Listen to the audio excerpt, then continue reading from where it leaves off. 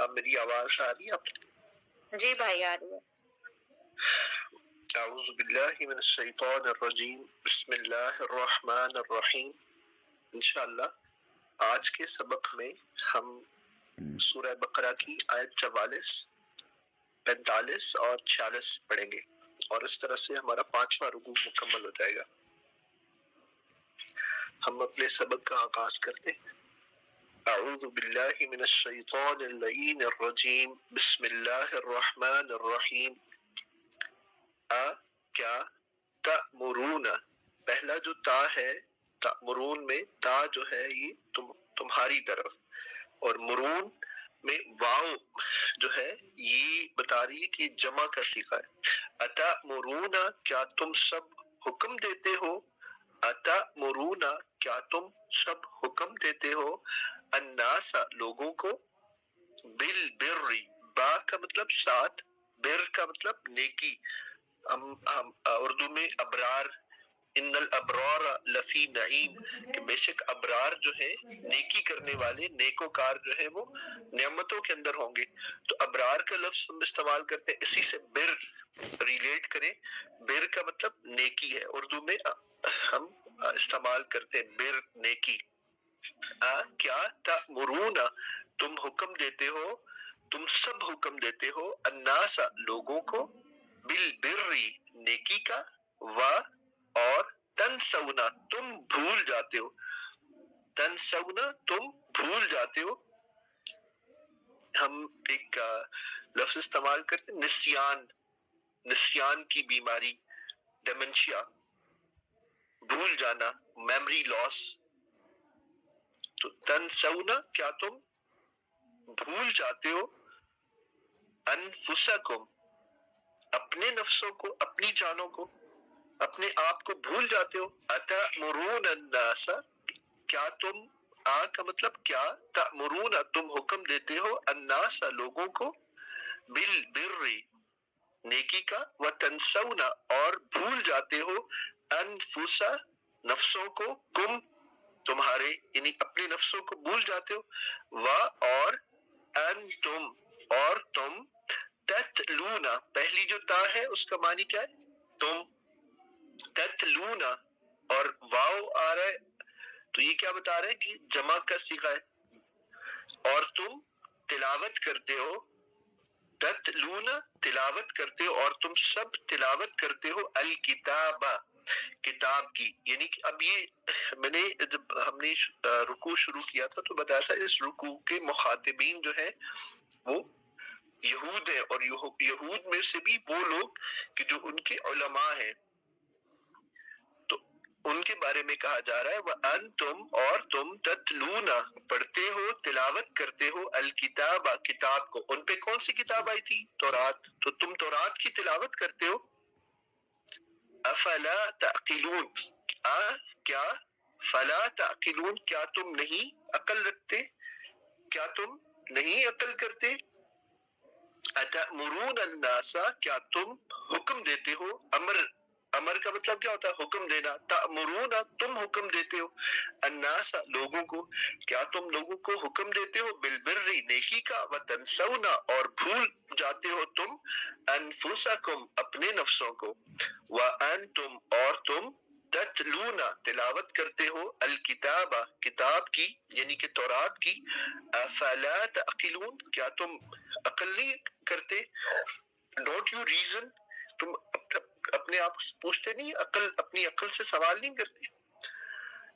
اگلی آیت پڑھتے وَاسْتَعِینُوا إِيَّاكَ نَعْبُدُ وَإِيَّاكَ نَسْتَعِین، استعانت مدد طلب کرنا، استعانت یا مدد طلب کرنا، وا اور استعینوا مدد طلب کرو. نون کے بعد کیا آ رہا ہے واو اور الف، تو کیا معنی ہے یہ جمع کے لیے ہے، اس کا اشارہ جمع کی طرف ہے، یعنی کہ تم بہت سارے، وَاسْتَعِینُوا اور تم سب مدد مانگو، بالصبر با کا مطلب ساتھ، کس چیز کے ساتھ مدد مانگو، صبر کے ساتھ، بالصبر صبر کے ساتھ، والصلاۃ اور نماز کے ساتھ اور صلاۃ کے ساتھ، وَاسْتَعِینُوا اور تم استعانت طلب کرو، اور تم مدد مانگو، کس چیز کے ساتھ مدد مانگو؟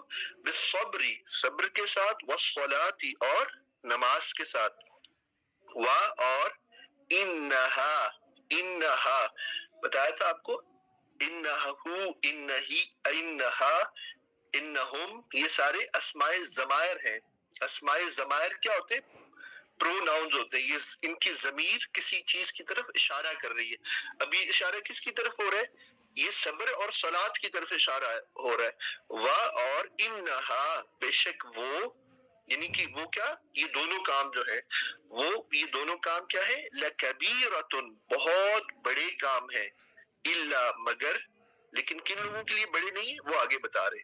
وَإِنَّهَا، اور یہ دونوں کام یا یہ لکبیرۃ، بہت بڑے کام ہے، بہت کبیر کام ہے، الا مگر، علی پر، الخاشعین، خاشع، خشوع، خضوع ہم لفظ استعمال کرتے ہیں اردو میں، تو خاشعین کیا جمع ہے، بہت سے ڈرنے والے، الا مگر، علی الخاشعین، ڈرنے والوں پر، واستعینوا، اور مدد طلب کرو، استعانت طلب کرو، بالصبر، صبر کے ساتھ، والصلاۃ، اور صلات کے ساتھ، اور انہا، یہ لکبیرۃ، بہت بڑی بات ہے، بہت بڑا کام ہے، الا مگر، علی الخاشعین، خاشعین کے لیے، ڈرنے والوں کے لیے، خشوع اختیار کرنے والوں کے لیے، خشوع اور خضوع اختیار کرنے والوں کے لیے۔ وہ لوگ جو اللہ تعالیٰ سے ڈرتے ہیں ان کے لیے کوئی بہت بڑی بات نہیں ہے کہ وہ نماز پڑھے وقت کے ساتھ۔ جب اللہ تعالیٰ کا خوف دلوں میں قائم ہو جاتا ہے اور اللہ تعالیٰ کا ڈر دلوں میں بیٹھ جاتا ہے، اس کا تقوی دلوں میں بیٹھ جاتا ہے، تو کیا ہوتا ہے کہ صبر اور صلات کو بڑے کام نہیں رہ جاتے۔ یہ صرف ان لوگوں کے لیے بڑے کام ہیں جن کے لیے جو صبر اور صلات کے ساتھ اللہ سے مدد نہیں مانگتے۔ اگلی آیت کی طرف بڑھتے ہیں۔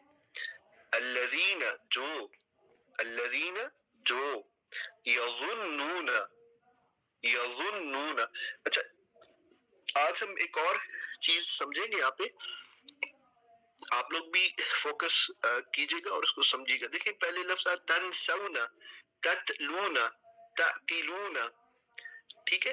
اب یہاں پہ آ رہا ہے یظنون، یہ تظنون نہیں ہے، یظنون، تا کا مطلب کیا ہے؟ تمہاری طرف، اور ایسے وہ لوگ کہ جو آپ کے سامنے بیٹھے ہوئے، جو آپ کے سامنے حاضر ہیں، جمع حاضر ہے، اور یہاں پہ کیا ہے؟ جمع غائب ہے، کہ وہ گمان کرتے ہیں لیکن وہ موجود نہیں ہے، اس طرح سے خطاب ہے۔ الذین، یہ بھی مضارع کا صیغہ، یہ دونوں تنسون، تأکلون، یہ کیا ہے؟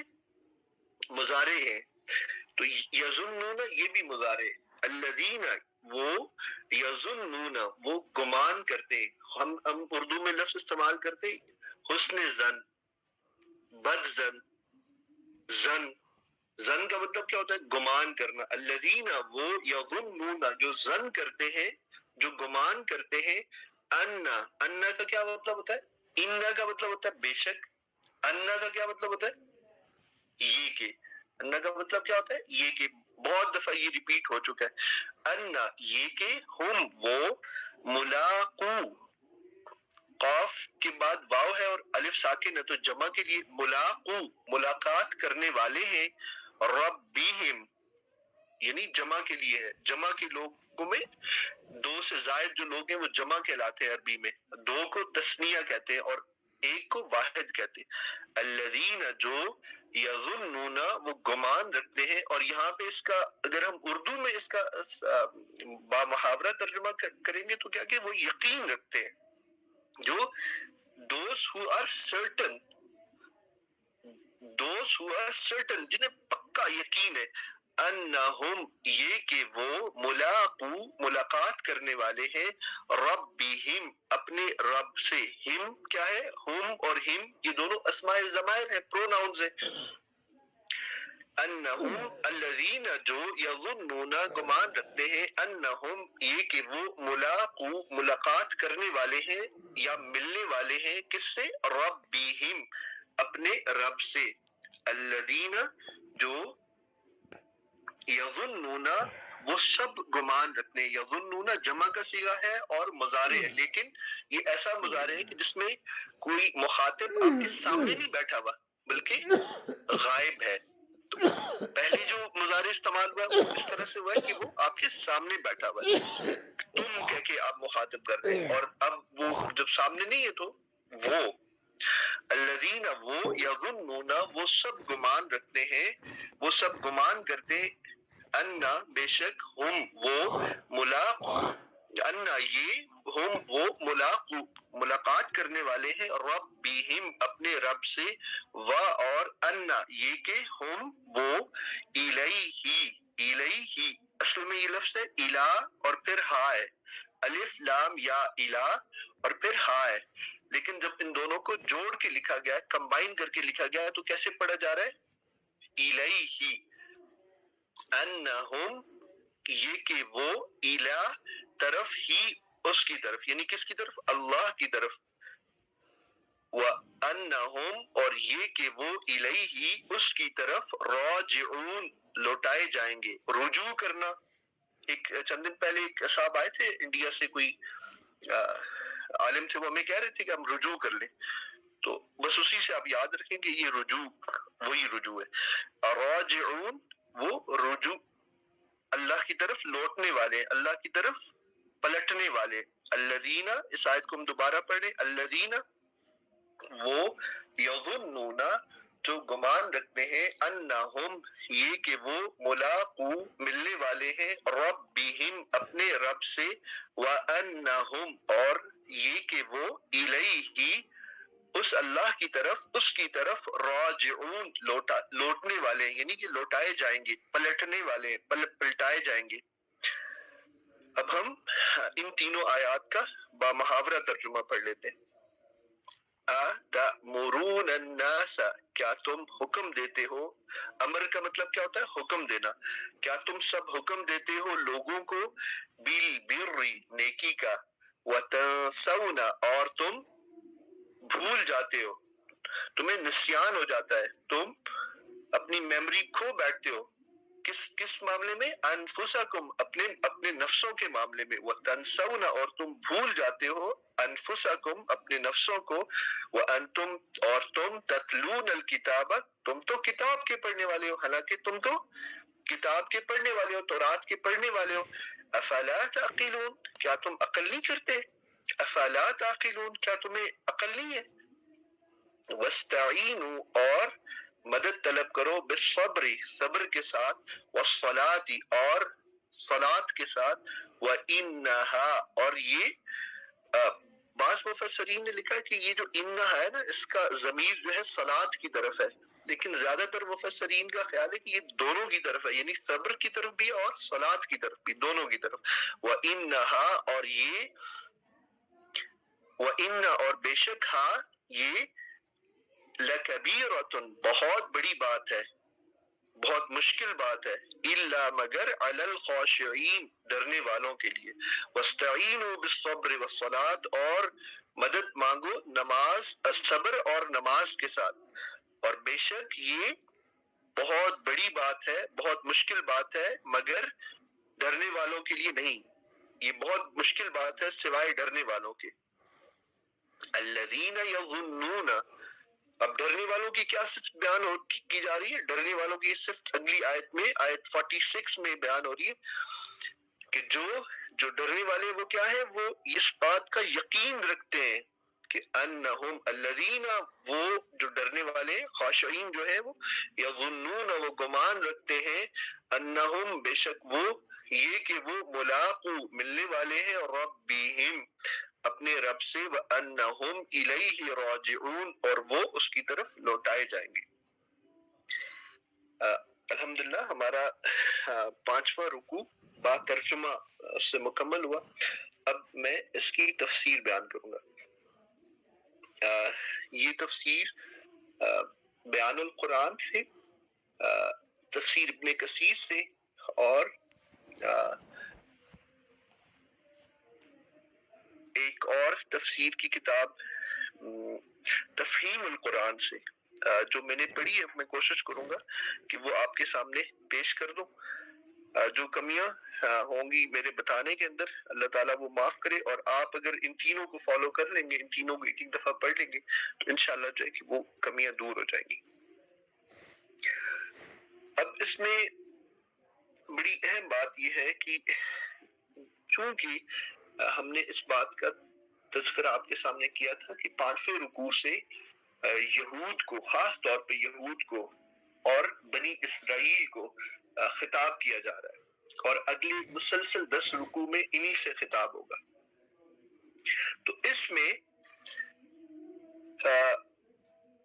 پہلے حصے میں جو باتیں ہم نے کل پڑھی، اس کے بعد انہی سے ریلیٹ کرتے ہوئے پہلے حصے میں جب ہم نے آیت نمبر 43 تک پڑھا تو اس میں کیا ورکعوا مع الراکعین، اور رکوع کرو رکوع کرنے والوں کے ساتھ، یعنی کہ نماز پڑھو، نماز کو قائم کرو اور رکوع کرنے والوں کے ساتھ رکوع کرو۔ تو وہی سے آگے کنٹینیویشن ہے کہ یہود کے علماء کو، اور چونکہ میں نے کل بتایا تھا کہ ان کے اندر بہت بڑے بڑے علماء موجود تھے اس دور کے اندر، جن سے عرب کے لوگ عمومی طور پہ اور مدینہ کے لوگ خصوصی طور پہ، چونکہ یہ مدینہ کے اندر نازل ہو رہی تھی، تو اس کا پہلا جو ٹیئر ہے، جو پہلا فوکس ہے، وہ مدینہ کے لوگوں کے لیے تھا۔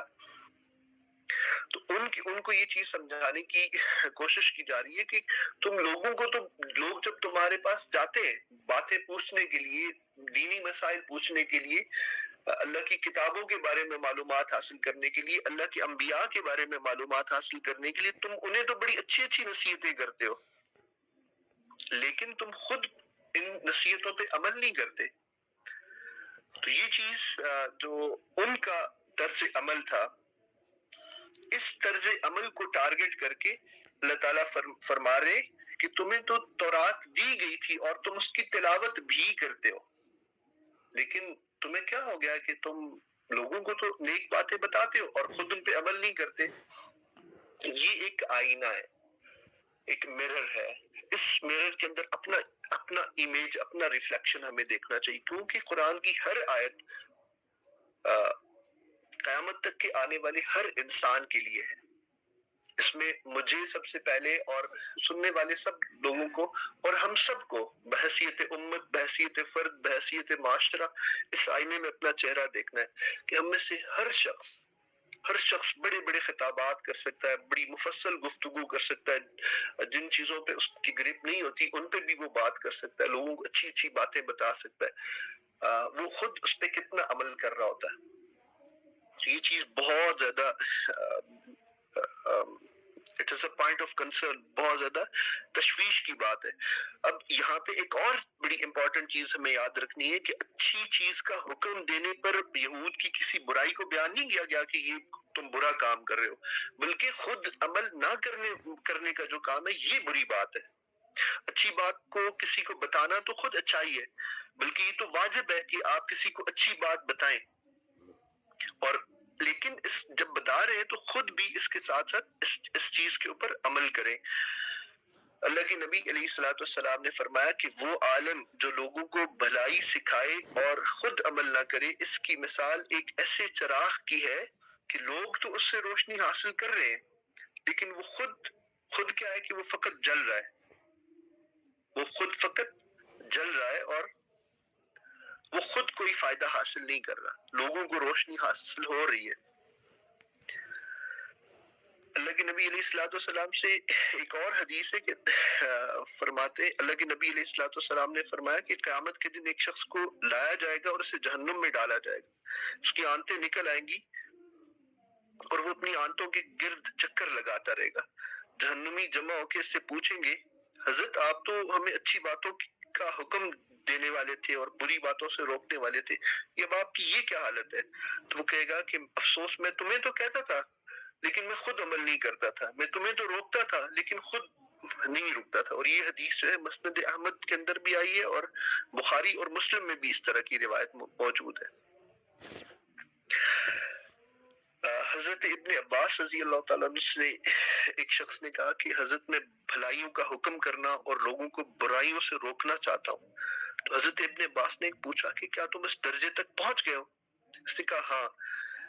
آپ نے فرمایا اگر تم ان آیتوں کی ان 3 آیتیں جو ہیں کہ وہ بتائیں انہوں نے، اور فرمایا ابن عباس کا ہم نے تذکرہ کیا تھا شروع میں، جو صحابہ کرام کا تعلق قرآن کے ساتھ تھا، تو ان میں ایک صحابی حضرت ابن عباس بھی تھے.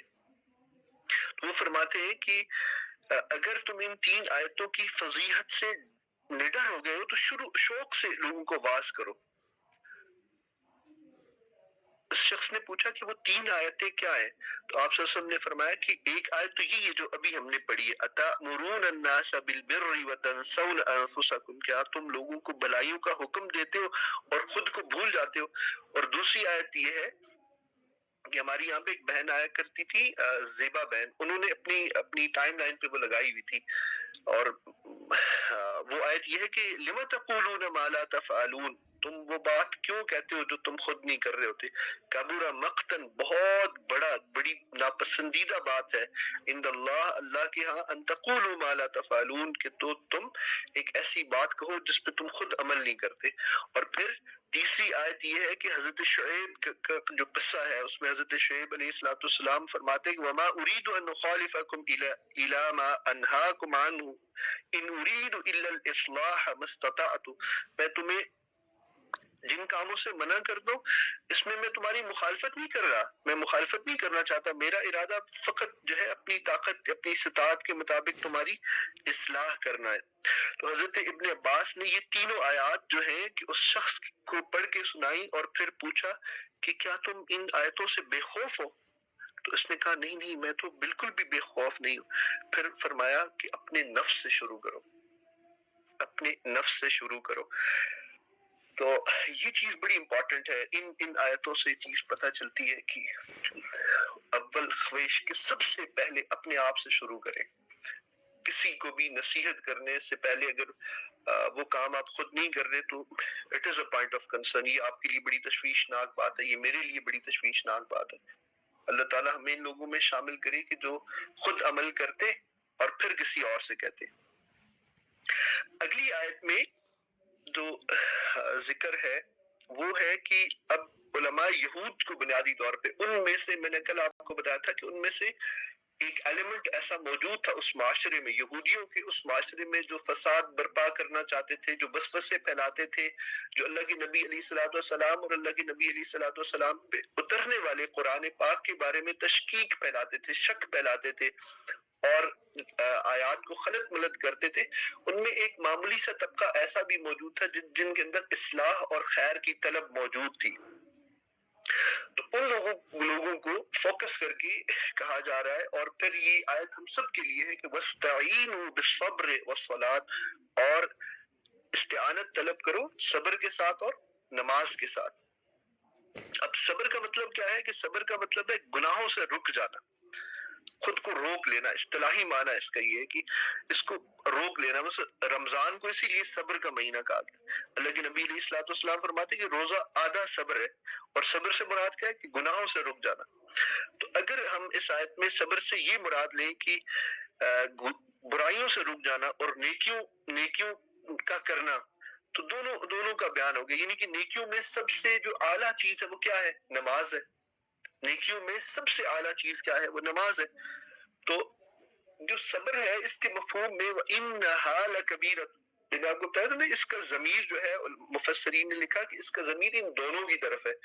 تو صبر کے اندر ایک طرح سے نماز بھی شامل ہے، کیونکہ صبر گناہوں سے رکنا اور نیکیوں کی طرف بڑھنا ہے، اور نماز سب سے بڑی نیکی ہے. نماز کا پڑھنا، اللہ کے ساتھ ہم کلام ہونا سب سے بڑی نیکی ہے. تو اگر انہا کو ہم دیکھیں تو اس کا جو ضمیر ہے ان دونوں کی طرف آتا ہے. بہت سارے مفسرین نے یہ لکھا. اب حضرت عمر بن خطاب رضی اللہ تعالی عنہ یہ فرماتے ہیں کہ صبر کی 2 قسمیں، ایک قسم ہے کہ مصیبت کے وقت صبر کرنا اور گناہوں کے ارتکاب سے صبر کرنا. یہ دوسری قسم ہے کہ ایک آپ پہ کوئی مصیبت اللہ تعالیٰ کی طرف سے آتی ہے اور آپ اس پہ صبر کرتے ہیں، یہ ایک قسم ہو گئی. اور دوسری قسم کیا ہے؟ کہ آپ گناہوں کے ارتکاب سے، آپ کی بہت بڑی ٹیمپٹیشن ہے کوئی گناہ کرنے کی اور آپ اس سے رک جاتے ہیں. تو آپ اس سے رک جاتے ہیں. اب اپنے نفس کو روک لیتے ہیں، تو یہ بھی ایک قسم ہے صبر کی. اور فرمایا کہ یہ جو قسم ہے صبر کی، جو دوسری قسم بیان فرمائی، کہا کہ یہ زیادہ بہتر ہے. انسان کا ہر چیز کا اللہ تعالیٰ کی طرف سے ہونے کا اقرار کرنا، ثواب کا طلب کرنا اور اللہ کے پاس مصیبتوں کے اجر کا ذخیرہ سمجھنا، اس کو صبر کہتے ہیں. اور یہ بیان کیا حضرت سعید نے رضی اللہ تعالیٰ عنہ نے. تو اقیم الصلاۃ ان الصلاۃ تنہا عن الفحشاء والمنکر وذکر اللہ وَلِذِكْرُ اللَّهِ اکبر. اب یہاں پہ دیکھیں یہ جو قرآن پاک کی آیت ہے نا کہ اقیم الصلاۃ، نماز قائم کرو، ان الصلاۃ، بے شک نماز، تنہا روکتی ہے، عن الفحشاء فحاشی کے کاموں سے، والمنکری اور برائیوں سے، بدیوں سے، وَلَذِكْرُ اللَّهِ اکبر، اور یقیناً اللہ کا ذکر بہت بڑی چیز ہے. تو اب یہاں پہ کیا ہے؟ اقیم الصلاۃ، نماز قائم کرو، کیونکہ نماز کیا کرے گی؟ نماز آپ کو روکے گی. اور صبر کا کیا بیان کیا کہ صبر بنیادی طور پہ کیا ہے؟ رکنا ہے. نماز بھی روکتی ہے کس سے؟ برائیوں سے، بدیوں سے، فحاشیوں سے. اور صبر بھی کیا کرتا ہے؟ صبر بھی کیا ہے بنیادی طور پہ؟ رک جانا ہے. تو اس لیے جو انہا کا جو ضمیر ہے وہ صلاۃ کی طرف بھی ہے اور صبر کی طرف بھی ہے. یہ میری انڈرسٹینڈنگ اس سب کو جو تفاسیر میں نے آپ کے سامنے بیان کی، ان میں سے یہ تفسیر مجھے سب سے اچھی لگی. اس سے میں جو مفہوم سمجھا وہ میں نے آپ کے سامنے بیان کیا. تو یہ جو نماز ہے یا صبر کرنا ہے، یہ صرف خاشعین کے لیے کوئی بہت بڑی بات نہیں ہے. لیکن جو خاشعین نہیں ہے، جو اللہ تعالیٰ سے ڈرنے والے نہیں ہیں، جس کا اللہ پہ یقین نہیں ہے، یا اللہ کے رسول پہ یقین نہیں ہے، یا قیامت پہ یقین نہیں ہے، یا اللہ کی کتاب پہ یقین نہیں ہے، یا اللہ سے ملاقات پہ یقین نہیں ہے، تو اس کے لیے پھر یہ بہت بڑی بات ہے. وہ نماز سے جی چرائے گا، وہ بھاگے گا. تو اللہ تعالیٰ ہمیں نماز کو قائم کرنے والا بنا دے، نماز کو پڑھنے والا بنا دے، اس کی فکر کرنے والا بنا دے.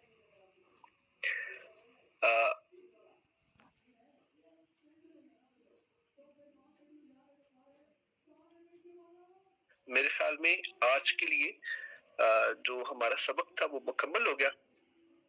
انشاءاللہ جو ہے کہ اب کل اللہ نے چاہا تو شاید بھی ہوں گے، اگر شاید بھی نہ بھی ہوئے تو پھر ہم آگے جو ہے اگلا رکوع شروع کریں گے اس کا. السلام علیکم ورحمۃ اللہ وبرکاتہ.